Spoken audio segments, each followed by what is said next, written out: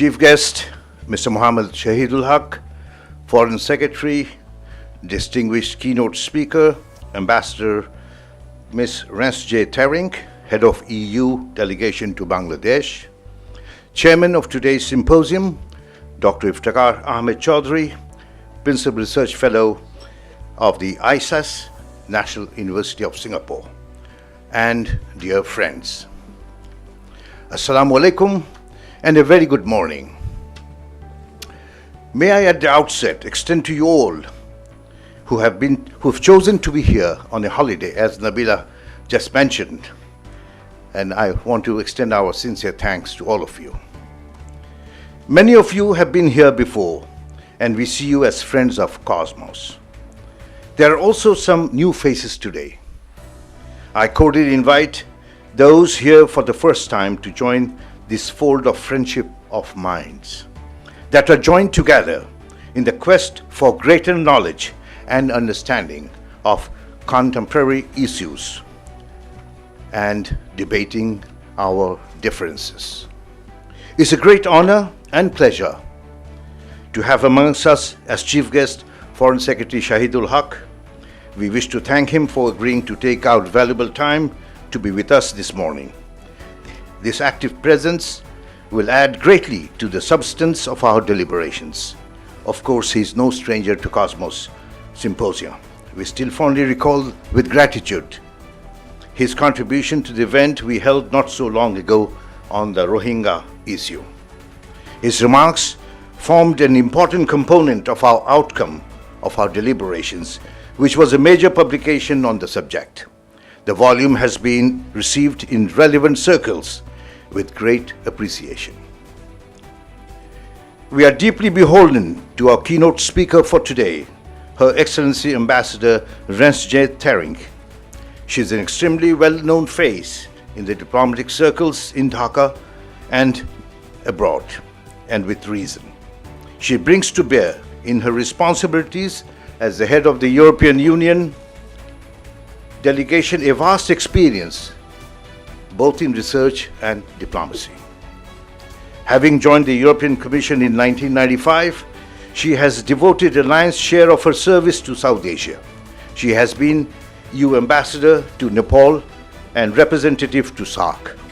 It was in May 2017 that she was named to head the EU delegation to Dhaka. She will be the first speaker at ISAS's new initiative, the Ambassadors Lecture Series, which I shall explain in a moment. Today, we shall witness the inauguration of Cosmos Foundation's Ambassadors Lecture Series. This is designed to expand the understanding of bilateral relations between the countries of the guest speakers and Bangladesh community with a view to widening and deepening them.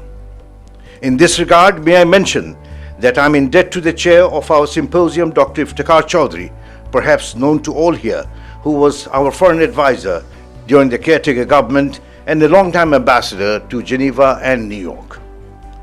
Dr. Chaudhry has been with the Institute of South Asian Studies, which is perhaps Asia's finest think tank devoted to South Asia.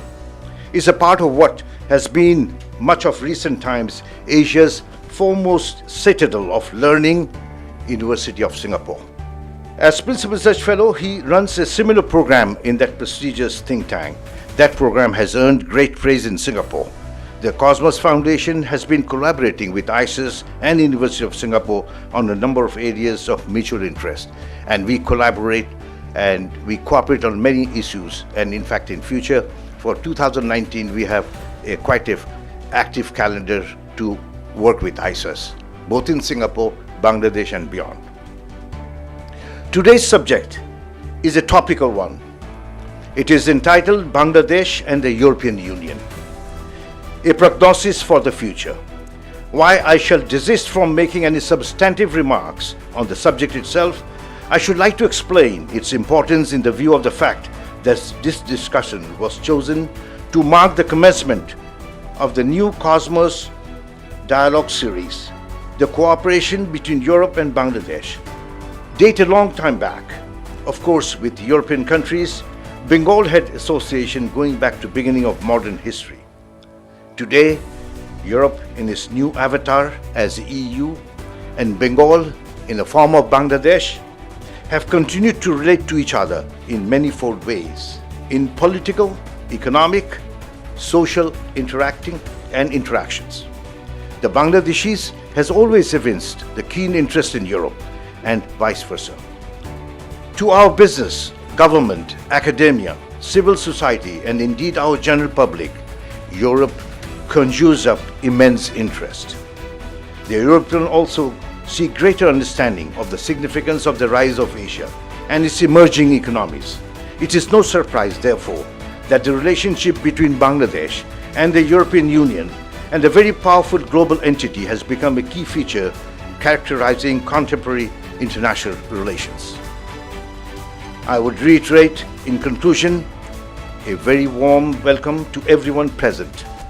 You do Cosmos Foundation a very great honor by being here.